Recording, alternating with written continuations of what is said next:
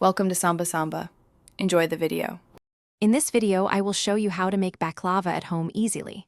Start by gathering all your ingredients for this delicious homemade baklava. You will need 1 pound of delicate phyllo dough, thawed slowly in your refrigerator overnight. Prepare 2 cups of your favorite chopped nuts, like walnuts or pistachios. Don't forget 1 cup of unsalted butter, melted, and for the sweet syrup, 1 cup of sugar and 1 cup of water. Now, let's assemble this delightful dessert. First, preheat your oven to 325 degrees Fahrenheit.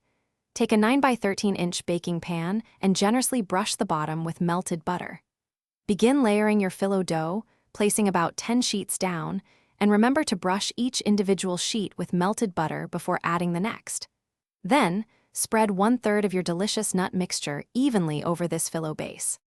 Continue building your baklava by repeating the phyllo and nut layers 2 more times, ensuring each phyllo sheet is buttered.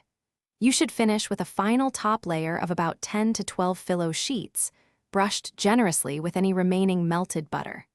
Before baking, this is a crucial step.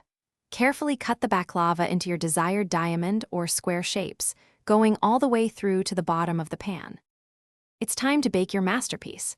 Place the baklava in your preheated oven and bake for 50 to 60 minutes, or until it achieves a beautiful golden brown color.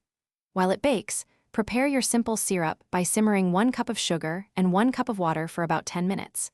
Add a squeeze of fresh lemon juice and a cinnamon stick for extra flavor.